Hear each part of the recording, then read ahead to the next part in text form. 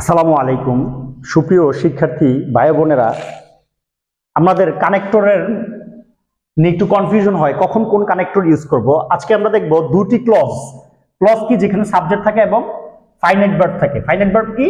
যে ভার্ব দিয়ে টেন্স চিনা যায়। টেন্স যদি আমরা আইডেন্টিফাই করতে পারি এটাকে বলা হয় ফাইনাইট ভার্ব।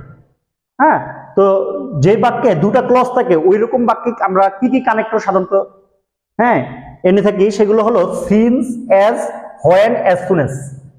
এরকম কানেক্টর, যেমন সিন্স বা অ্যাজ মানে কি যেহেতু, আর হোয়েন মানে কি যখন, আর অ্যাজ সুন অ্যাজ হতো যখনই। এই সকল শব্দগুলো আমরা দুটো ক্লজ মানে দুই পাশে দুটো কথা না থাকলে আমরা আনতে পারি না।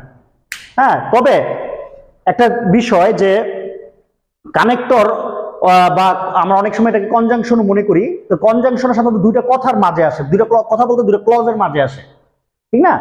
তো অনেক সময় যখন মাঝে না আসে তখন শুরুতে আসতে পারে, আর শুরুতে আসলে মাঝে তখন কি বসে? কমা বসে। যেরকম সিন্স হি স্টাডিজ, যেহেতু সে পড়াশোনা করে, হি পাসেস, সে পাস করে। এটা ইচ্ছা করলে আমরা এইভাবে বলতে পারতাম, হি পাসেস, সে পাস করে সিন্স হি স্টাডিজ। তখন এই সিন্সটা কোথায় বসতো? মাঝে বসতো। সিন্স যেহেতু শুরুতে এসে পড়ছে তাহলে মাঝে এখন কি বসবে? কমা বসবে। আচ্ছা, ঠিক ওরকম ভাবে দো বা অলদো, দো বা অলদো মানে যদিও, দো বা অলদো মানে কি যদিও। যেরকম দো হি স্টাডিজ, যদিও সে পড়াশোনা করে, হি ফেলস, সে ফেল করে। আমরা জানি সাধারণত একই টাইপের বাক্যে সিন্স, অ্যাজ, হোয়েন বা অ্যাজ সুন অ্যাজ আসে, আর বিপরীত টাইপের বাক্যে দো বা অলদো আসে।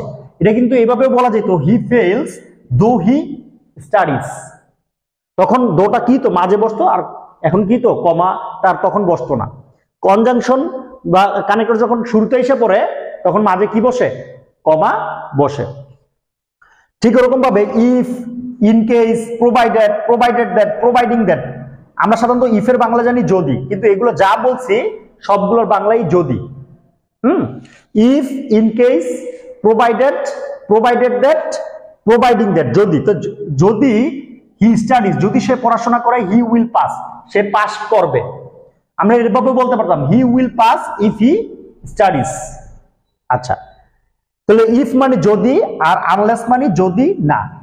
আনলেস হি স্টাডিজ, যদি সে পড়াশোনা না করে, হি উইল ফেল, সে ফেল করবে। তো আমরা দেখলাম দুটা ক্লজের মধ্যে কানেক্টর শুরুতে এইভাবে বসে, কারণ এগুলো কথার সুবিধাতে শুরুতে আসে। যদি মাঝখানে বসতো তাহলে মাঝখানে আর কমা বসতো না। আচ্ছা, এই শব্দগুলো যদি এইভাবেই থাকে, শুধু এই কানেক্টর গুলো চলে যায়, শুরুর কানেক্টর গুলো চলে যায়, বাক্য যদি চেঞ্জ না হয়, মানে আগে তো বলছিলাম হি পাসেস, সে পাস করে সিন্স হি স্টাডিজ, কিন্তু এখন ওই সিন্সটা নাই, কিন্তু বাক্য চেঞ্জ হবে না, তখন কমার জায়গায় কি বসবে? কমার জায়গায় তখন বসবে and, he studies and he passes. হ্যাঁ, বাক্য একই জায়গায় আছে কিন্তু কনজাংশনটা নাই বা কানেক্টরটা নাই, তখন কি হয়ে যাবে? মাঝখানে এখন কি হবে? He studies and he passes. এখন কি এটা কি বলা যায় he passes and he studies? এটা তো বলা যায় না, ঠিক না? তখন কি হবে? মাঝখানে এখন এইভাবে এন্ড হবে। ঠিক এরকম হবে, হি স্টাডিজ হি ফেলস, এটা কি এন্ড হবে না বাট? কারণ সে পড়াশোনা করে কিন্তু সে ফেল করে। এখন দো অলদো যদি এখানে থাকে দো অলদো, আর যখন দো অলদো না থাকে তখন মাঝখানে কি বসবে? বাট। আচ্ছা, এইটা কি হবে? He studies and he will pass, সে পড়াশোনা করে এবং সে পাস করবে। আর এইটা কি হবে? He studies he will fail, he studies or he will fail, সে পড়াশোনা করে অথবা সে ফেল করবে। তাহলে কনজাংশন শুরুতে থাকলে বা কানেক্টর শুরুতে থাকলে কিরকম অর্থ আসে এবং মাঝে থাকলে কিরকম অর্থ আসে, এগুলো আমরা দেখলাম। এই ছিল আজকের আলোচনা। সবার জন্য শুভকামনা। Thanks for watching.